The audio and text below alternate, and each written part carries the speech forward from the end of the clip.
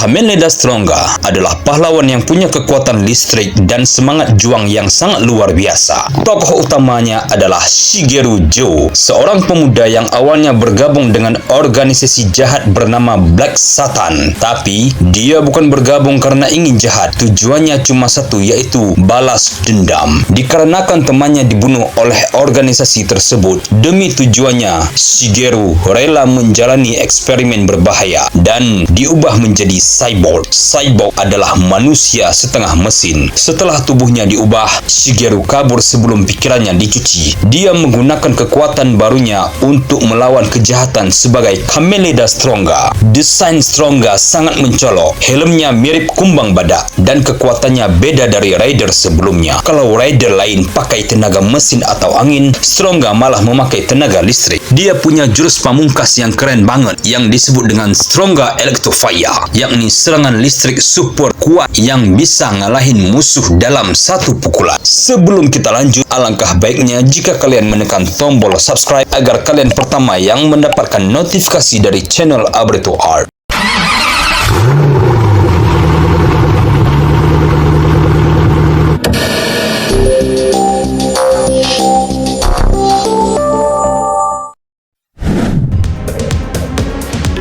Di tengah ceritanya, Stronga dapat kekuatan tambahan yang disebut dengan Charge Up Stronga. Bentuk ini bikin serangannya jauh lebih kuat, tapi juga berbahaya. Kalau dipakai terlalu lama, bisa bikin dia mati. Shigeru enggak berjuang sendirian. Dia ditemani Yuriko Misaki, seorang wanita cyborg juga. Yuriko punya nama lain, yaitu Electro Wave Human Tackle. Dia sering bertarung bareng Stronga dan jadi teman seperjuangannya. Uniknya, walaupun Yuriko jelas-jelas pahlawan dan punya kekuatan sendiri, Toei enggak pernah secara resmi menyebutnya sebagai Kamen Rider. Tapi di mata para penggemar, Yuriko adalah rider wanita pertama. Yuriko punya peran besar dalam cerita ini. Dia bahkan mengorbankan nyawanya untuk menyelamatkan Stronga.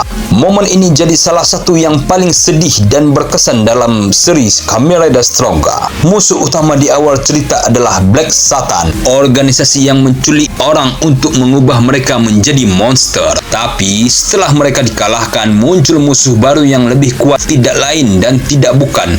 Mereka adalah Delza Army. Mereka lebih kejam dan dipimpin oleh General Shadow. Stronga harus menghadapi berbagai monster dan jebakan licik, tapi dengan semangat yang kuat, dia enggak pernah menyerah. Dia terus berjuang demi keadilan. Yang bikin cerita ini makin keren, di akhir seri, para Kamen Rider sebelumnya datang untuk membantu. Dari Kamen Rider Ichigo sampai dengan Kamen Rider X bersatu untuk melawan Delza Army. Ini menjadi pertama kalinya para Kamen Rider bekerja sama dalam satu cerita dan mulai tradisi team up di seri-seri Rider berikutnya. Kehadiran mereka menunjukkan bahwa para Rider itu bukan pahlawan yang berdiri sendiri, tapi bagian dari satu keluarga besar yang punya tujuan sama, yaitu melindungi manusia dari kejahatan. Kamen Rider Stronga dikenang sebagai salah satu Rider paling semangat dan kuat. Dia juga Rider terakhir di era Showa awal, sebelum seri ini berhenti sejenak dan kembali lagi lewat Kamen Rider Sky Rider di tahun 1979. Desain dan kekuatan Stronga juga banyak memengaruhi Rider-Rider setelahnya, terutama yang pakai tenaga listrik atau punya bentuk upgrade yang lebih kuat. Bahkan sampai sekarang, Stronga masih sering muncul di film crossover. Ini bukti kalau dia adalah bagian penting dalam sejarah panjang Kamen Rider. Jadi, meskipun tayangnya sudah dari tahun 1975, cerita Kamen Rider Stronga masih punya pesan yang kuat tentang keberanian, pengorbanan, dan semangat untuk melawan kejahatan. Dan inilah Kamen Rider Stronga karya Abreto Art.